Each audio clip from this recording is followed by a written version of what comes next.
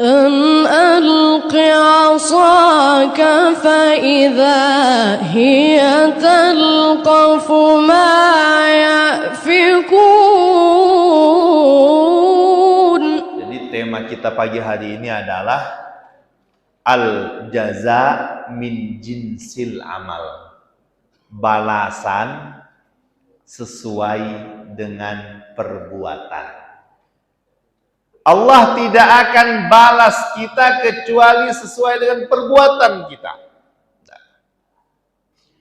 Tidak mungkin Allah bebankan kepada kita sesuatu yang bukan kita buat. Yang diberikan kepada kita ya yang kita lakukan itulah. Yang diberikan pahalanya kepada kita adalah hasil jerih payah ibadah kita. Yang diberikan balasan kepada kita adalah hasil kemaksiatan dari kita. Maka apa yang akan Allah berikan kepada kita di akhirat nanti adalah buah dari perbuatan kita sekarang.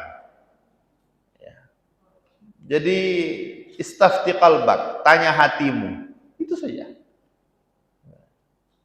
Patokannya istafti qalbak, tanya hatimu. Itu kata Nabi. Ihfadillah yahfaduk. Wahai anak, jaga Allah, Allah akan jaga engkau. Penjagaan Allah dan penjagaan kita kepada Allah. Supaya jelas pertama, bagaimana kita menjaga Allah? Maksud menjaga Allah adalah hadirkan Allah dalam semua detik kehidupan kita. Orang yang berjualan dan menghadirkan Allah, menjaga Allah dalam usahanya, dia tidak akan berani-berani menipu, mengurangi timbangan dan lain-lain. Jualan duku yang manis dipucuk, bawahnya masam, belah-belah. Kita datang beli duren, yang dijengok kenyo bagus, asal dibawa ke rumah busuk kalau. Beli salak, bagus-bagus nian, begitu nyicip bagus, begitu nimbang balik ke rumah cuma 2 itu yang bagus. Dan sebagainya. Orang yang menghadirkan Allah dalam hidupnya tidak akan berani dia berjualan dan membohongi pelanggannya. Bukan karena kalau pelanggannya tahu nanti kecewa, tidak, tapi dia takut Allah yang marah. Dan ini berlaku untuk semua profesi. Menjaga Allah ketika kita sebagai ASN, ketika kita sebagai pejabat, ketika kita sebagai apapun itu semuanya. Sebagai rumah tangga, sebagai istri, sebagai orang tua, sebagai guru. Ketika kita jaga Allah, maka akan melahirkan muraqabah, pengawasan internal dalam diri kita yang langsung dari Allah. Sehingga semua yang menyalahi aturan tidak mungkin berani kita lakukan.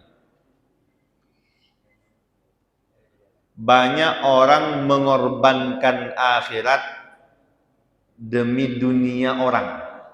Umar pernah bertanya, siapa orang yang paling bodoh di dunia ini? Orang yang bodoh yang gak sekolah, bukan. Banyak yang tidak sekolah pinter. Ada yang sekolahnya cuma icak-icak aja jadi hebat ya Pak. Yang bodoh itu orang yang menjual akhiratnya untuk dunianya. Belum bodoh. Ada yang lebih bodoh lagi. Orang yang menjual akhiratnya demi dunia orang lain. Itu banyak. Dia berani melakukan keburukan, melakukan kesalahan demi keuntungan orang lain. Dia hanya sebagai supporter, dia hanya pendukung, dia hanya tim. Hanya dapat lu'a'atun minad dunia, sedikit nilainya dari dunia ini. Dikit laju, pokoknya benar galau. Yang untung orang, dia cuma sedikit saja. Ba'a ukhrahu li dunya ghairahu. Dia jual akhirat dia demi dunia orang lain. Yang nak jadi pejabat nyong lain, dia cuma tim sukses baik, Pak. Diingat waktu jadi pencalonan baik, begitu sudah jadi lupa lo. Ada model mah itu. Mana wongnya?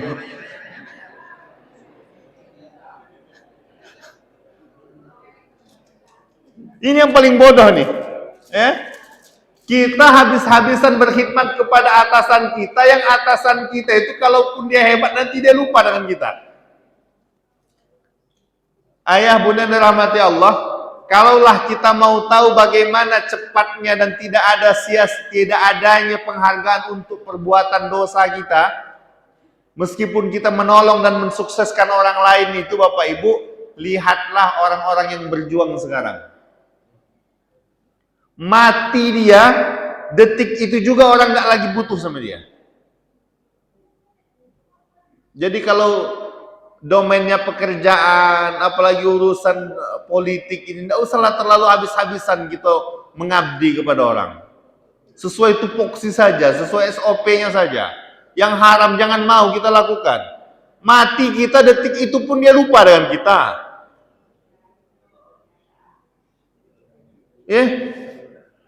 Mati gitu, detik itu juga dia lupa dengan gitu. Paling-paling dia kirim WA, tolong kirim karangan bunga. Selesai. Begitu tidak ada harganya dalam dunia ini.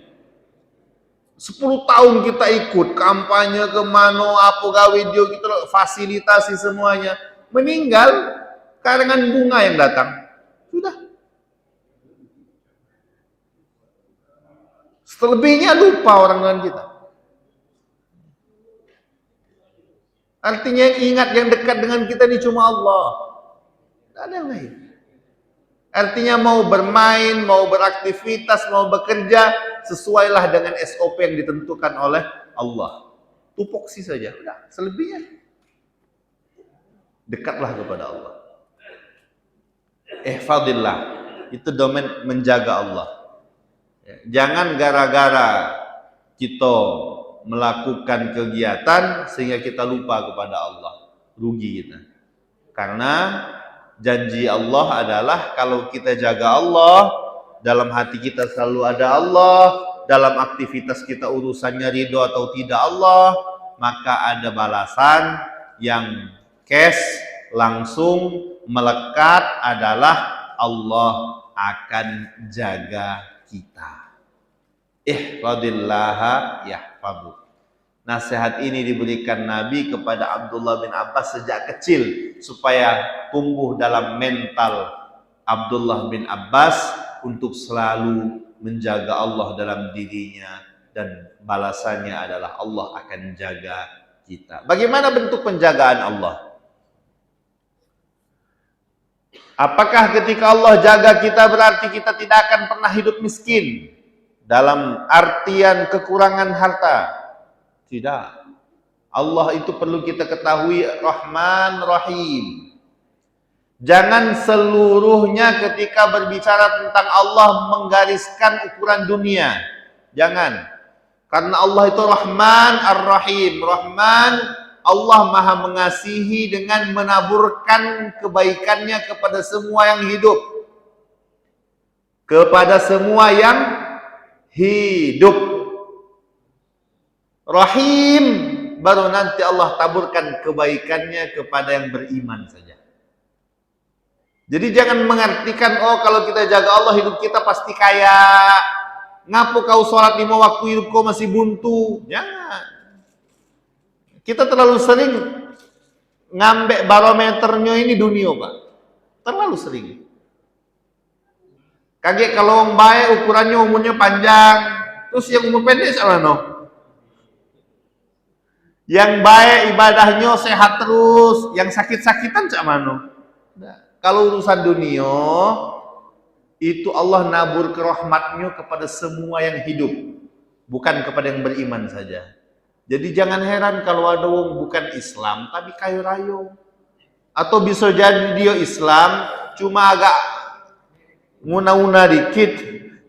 Tapi kayo, aduh, banyak. Ngapa? Karena Allah bicara kepada dia dengan nama Maha Rahman. Tapi kepada orang Islam, orang beriman, Allah akan bicara juga Rahman di dunia, Rahim di akhirat, dimasukkan ke dalam surganya Allah. Ya. Jadi barometernya bukan hidup di dunia ini, Pak. Ya. Barometernya itu adalah ketenangan hidup. Kalau di dunia barometernya adalah ketenangan hidup. Bukan banyaknya harta yang kita punya. Karena kalau manusia hidup di dunia ini, ya fitrahnya satu kata Nabi. Kalau anak Adam punya 2 lembah emas. Ya. Nabi bicara 2 lembah emas. Kira-kira Pak, kalau posisinya ada di Bapak. Bapak sekarang punya 2 lahan tambang emas. Yang Anda inginkan selanjutnya apa? Kita sekarang punya 2 tambang emas. Yang Bapak inginkan apa sekarang? Kawin lagi.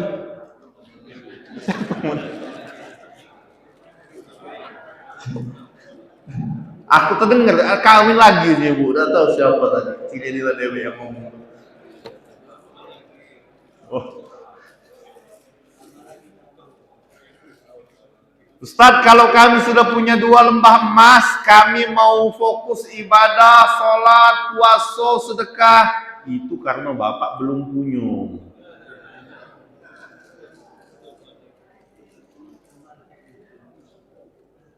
Kata Nabi, kalau punya 2 lembah emas yang dia pengen, labtagha salisuhuma, pengen punya yang ketiga.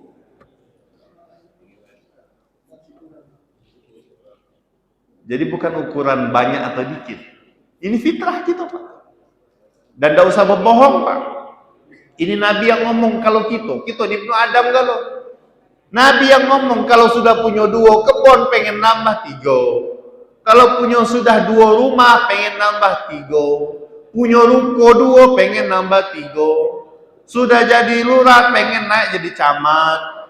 Camat sudah berejo kalau pacak naik dikit kepala dinas. Kepala dinas anak pensiun berejo nengok-nengok tabungan kalau ada pacak nyalon.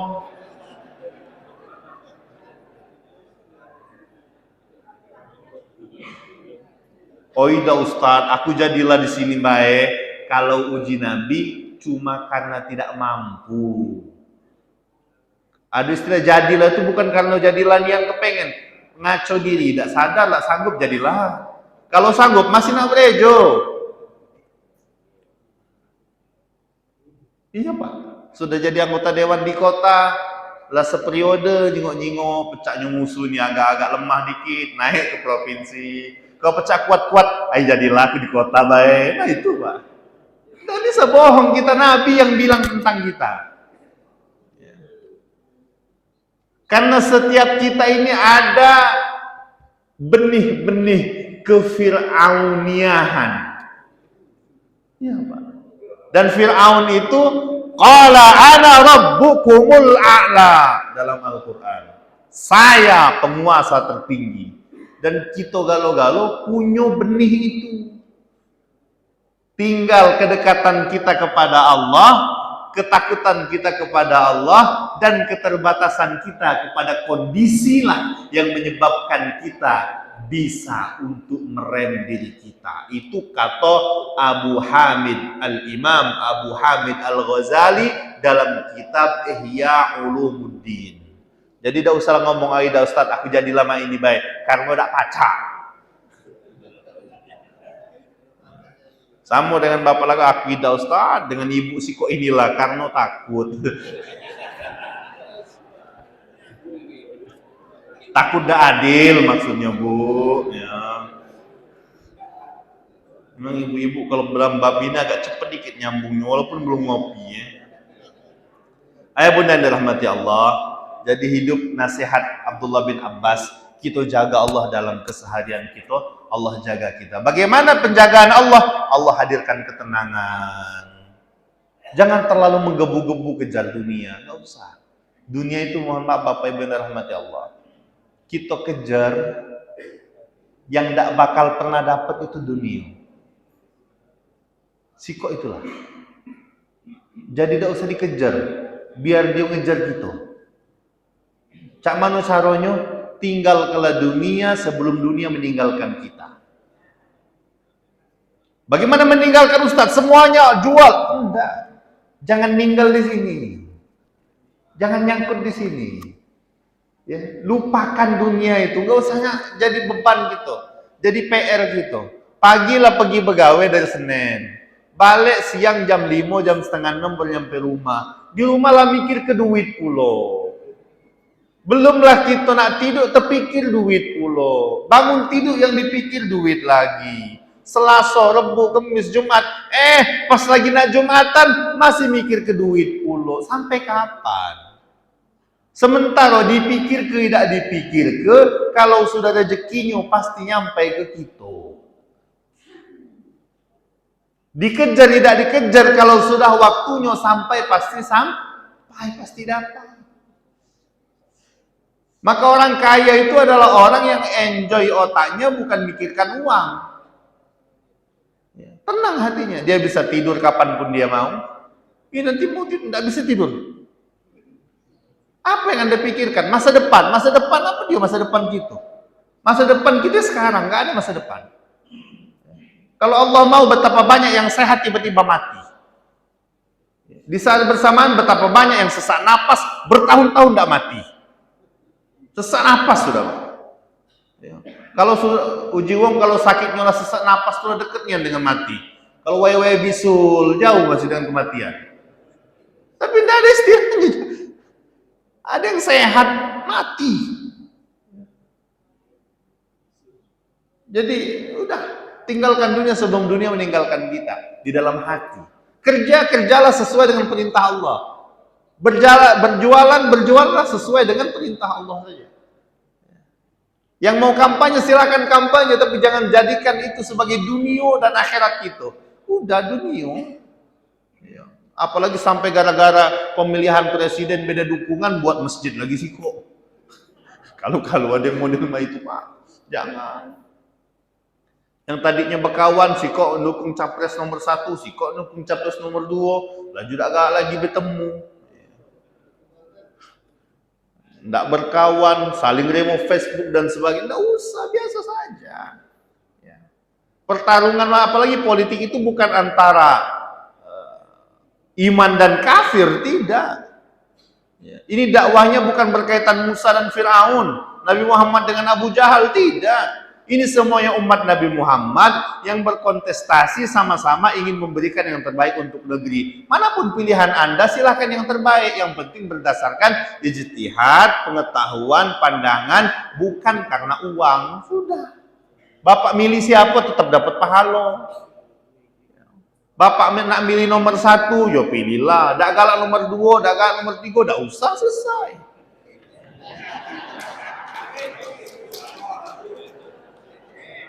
Iyo, jangan gara-gara kakek dinjuk duit, lagi nak milih tunjuk duit itu. Berdosa gitu. Ya Pak ya? Bukan kampanye, aku ini Pak ada kampanye nih. Ngenjuk tahu. Yo.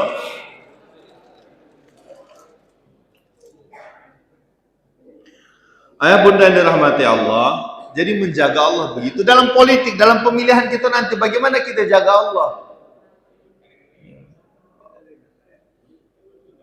Jaga Allah dengan wa'aufu bil ahdi.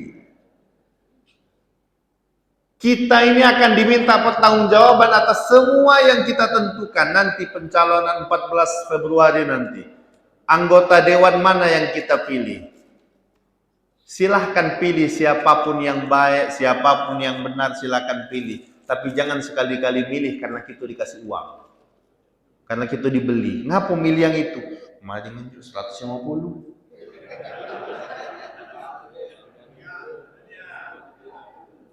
Yang ini baik, nah ada dia unjuk 200. Nah jadi berubah lagi. Kalau kita milih uang karena kita tahu bagus, kita jingok baik uangnya, Dia terpilih, kita dapat pahala, Pak. Ternyata dia kagak jahat waktu sudah menjabat, kita tidak dapat dosa. Ngapa? Karena kita nyingok sesuai dengan yang terjing oleh mata kita. Wallahu ya'lamus sarair, kita hanya menghukumi yang zahir. Kelihatannya orangnya bagus, kita kenal sudah lama, orangnya santun, kalau dia jadi anggota dewan kira-kira memperjuangkan urusan umat, sudah kita pilih. Ya, galak ke masjid, apalagi galak nyumbang masjid, gitu itu Pak ya. Kita pilih. Dia bagus, kita dapat pahala. Sepanjang dia jabat 5 tahun, kita dapat andil pahala dalam kebaikan. Ternyata naudzubillah, rupanya kejingoannya bagus, jahat sungguhnya, jelek, kita tidak dapat dosa. Karena kita sesuai dengan yang terlihat, zahir saja. Tapi kita milih dia ngapu, ngenjuk 200 tadi Pak. Dia terpilih, dia jahat, kita dapat dosa. Ngapo? Ya karena duit kita milihnya. Ya. Tinggal kali kelah betapa ringan nian kita beli rusuh itu Pak. Murah nian kita beli rusuh itu. Dosanya banyak, harganya murah. Rugi gitu. Tapi kalau kita memilih orang karena kita zahirnya yang baik, bagus, bismillah. Insya Allah kita dapat pahala. Itu kan persaksian kita. Dan kita tidak boleh memberikan janji saksi palsu. Berdosa saksi palsu itu Pak. Masuk dosa besar. Saksi palsu. Ya, bersumpah tentang sesuatu padahal tidak ada. Itu dosa besar. Ya hakikatnya kita nyoblos kan, kita bersaksi. Si A bagus, coblos. Nomor 1 bagus, coblos. Itu saksi kita. Itu saksian kita Pak. Tidak perlu kita kemudian saya bersaksi, nggak dihargai. Mekanisme di negeri ini kan masuk ke bilik suara, coblos.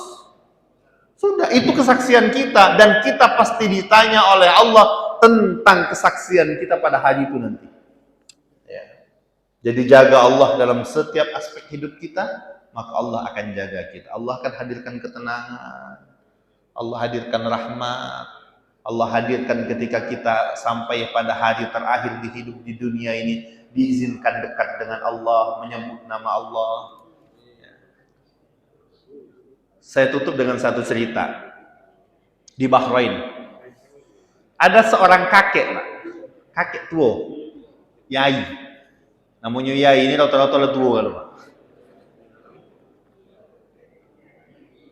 Yai ini seumur hidup dia tidak pernah belajar agama, sibuk begawe, anaknya banyak, tidak sempat dia nak belajar, begawe terus. Sudah sampai masa pensiun, masa tua, salah satu cucung dia ini rupanya ada yang sekolah dulu, ada yang ke pesantren, gitu-gitu macam. Lah balik, kumpul, berceritalah cucungnya ini. Dia membaca hadis. Cucungnya tadi berkata, Yai, ada 2 kata-kata, 2 ucapan. Khafifatani 'alal lisan, gampang diomong ke, gampang disebut. Dicintai Allah, berat pahalanya, timbang pahalanya berat. Apa dia cung? Subhanallah wa bihamdihi, subhanallahil azim. Begitu didengar oleh kakek ini, tiba-tiba hati dia tertarik Pak. Coba bayangkan, dari kecil sampai di usia pensiun, tidak ada ketertarikannya sedikit pun kepada agama. Ya dia sholat-sholat biasa, tapi tidak ada, hanya segitu saja. Tidak ada kepedulian yang lain. Tapi begitu dia dengar hadis ini, 2 kalimat lisan mudah diucapkan, dicintai Allah yang Maha Rahman, dan berat pahala di timbangan. Apa dia cung? Subhanallah wa bihamdihi, subhanallahil azim. Lama dia renungkan itu. Subhanallah wa bihamdihi, subhanallahil azim. Tiba-tiba yai ini jatuh cinta dengan kata-kata itu Pak. Bertemu dengan anaknya yang lain. Nah, uji Nabi, ya, dapat dari cucunya tadi Pak ya. Uji Nabi ada 2 kata-kata mudah diucapkan, dicintai Allah yang Maha Rahman, berat timbang pahalanya. Apa dia? Subhanallah wa bihamdihi subhanallahil azim. Bertemu anaknya diceritakan. Sebutkanlah ya banyak-banyak ya. Yo Pak. Bertemu dengan tetangga mah itulah Pak. Disebutkannya dua kata inilah Pak. Cerita dia tidak kata lagi yang lain. Dua itulah. Subhanallah wa bihamdihi subhanallahil azim. Bertemu lagi dengan tamu kawan lama. Subhanallah wa bihamdihi subhanallahil azim. Sebut banyak-banyak Allah senang sama itu. Qadarullah Pak. Koma sakit. Masuk rumah sakit. Begitu sadar, mukanya cerah, matanya terbangun. Anak-anak senang semua, dokter senang ditemuinya pasien oleh dokter ini. Oh Bapak, Alhamdulillah udah baikan, ini jantungnya sudah baik, mudah-mudahan tak lama lagi bisa pulang, seger ya, sehat terus. Dia bilang nih dokter tadi, dokter, kata Nabi, 2 kalimat mudah diucapkan, dicintai Allah yang Maha Rahman, dan berat pahalanya di timbangan. Subhanallah wa bihamdihi subhanallahil azim. Senyum dokternya, oh iya Pak, makasih. Begitu dia ucapkan, meninggal dunia. Apa hasil dari cerita ini? Di detik terakhir masa-masa kakek tua ini tadi pensiun, dia baru mulai mendekatkan dirinya kepada Allah, dia jaga Allah. Sesebentar itu khidmatnya kepada Allah, Allah muliakan dia dengan kalimat itu. Kira-kira bapak itu tadi meninggal, masuk surga, masuk neraka. 2 kalimat itu yang dia ucapkan. Itu buah dari dia menjaga Allah. Dia menjaga Allah. Harapan kita adalah dia sebut 2 itu, dia jaga Allah, Allah panjangkan umurnya, Allah sehatkan, itu harapan. Tapi ternyata ketentuan Allah jauh lebih indah dari harapan kita. Dia wafat dengan kata-kata itu. Ya. Jadi jangan mentang jago Allah supaya apa? Supaya aku dijago, tidak pernah sakit, tidak pernah buntu. Nah, bukan itu Pak ukurannya. Penjagaan Allah itu lebih luas dari apa yang kita inginkan. Jangan mengecilkan makna penjagaan Allah dengan hanya sekedar hidup ada duit di dompet jadi bangga. Luaskan makna itu. Bisa jadi jagaan Allah adalah dengan anak-anak yang soleh, anak-anak yang nurut, ya, istri yang menyenangkan, keluarga yang sakinah, pergaulan yang enak, tetangga yang damai, dan begitu seterusnya. Hatta nalqiya Rabbuna, sampai kita bertemu dengan Allah dan keadaan Allah ridha kepada kita. Hadis ini hadis sahih. Ditutup kata Nabi, ketahuilah wahai anak, kalaupun seisi dunia bersekongkol seisi dunia bersekongkol memberikanmu manfaat, maka tidak akan bisa manfaat itu sampai kecuali bila telah Allah tetapkan kepadamu. Dan ketahuilah, meskipun seisi dunia bersekongkol ingin menyulitkan engkau, tidak akan bisa kecuali itu telah ditetapkan Allah kepadamu. Intinya adalah dunia tidak usah terlalu dikejar, karena kalau sudah ditakdirkan Allah pasti sampai kepada kita dimanapun kita berada, kapanpun dan bagaimanapun caranya. Yang terpenting dalam hidup adalah sertakan Allah dalam kehidupan. Jangan berani melanggar ridho Allah demi ridho orang lain. Tetap fokus kepada bagaimana menjaga Allah dalam hidup kita, sampai Allah jaga kita di detik-detik kembali kepada Dia. Mudah-mudahan hidup di dunia dalam keadaan sehat, hidup di dunia dalam keadaan menebar manfaat, wafat pun kita dalam keadaan husnul khatimah. Wa sallallahu ala sayyidina Muhammadin wa ala alihi wa sahbihi wa barik wa sallim. Allahumma anfa'na bima 'allamtana wa 'allimna. Allahumma anfa'na bima 'allamtana wa 'allimna bima yanfa'una warzuqna 'ilma wa zidna fahma ya Hannan ya Mannan ya dzal jalali wal ikram. Nas'aluka Allahumma an tarhamana wa an tahfadhana wa an tarzuqana wa an tahdiyana subul salam wa an tujannibana al-fitan ma dhahara minha wa ma batan. Allahumma ansur ikhwanana al-muslimin al-mustad'afina fi Palestin. Ya Allah, tolong bantu, ringankan kondisi saudara kami di Palestina. Terima para syuhada mereka ya Allah. Rahmati jenazah-jenazah mereka ya Allah. Sembuhkan yang terluka di antara mereka ya Allah. Allahumma ya arhamar rahimin, tampakkan keajaiban-Mu kepada mereka ya Allah. Ij'al tadbir Israel tadmiran lahum. Jadikan musuh-musuh Islam di bawah, kalahkan kekuatan Zionis Israel ya Allah. Hancurkan persatuan mereka, robohkan kekompakan mereka, jadikan tanah yang mereka injak sebagai kuburan massal bagi mereka. Allahumma waffiqna lima tuhibbu wa tarda. Rabbana atmim lana nurana waghfir lana innaka ala kulli syai'in qadir. Rabbana atina min ladunka rahmah wa hayyi' lana min amrina rasyada. Rabbana atina fid dunya hasanah wa fil akhirati hasanah wa qina adzaban nar. Wa sallallahu ala sayyidina Muhammad wa ala alihi wa sahbihi wa barik wa sallim. Wa akhiru da'wana alhamdulillahi rabbil alamin. Wal afu minkum, wassalamu alaikum warahmatullahi wabarakatuh.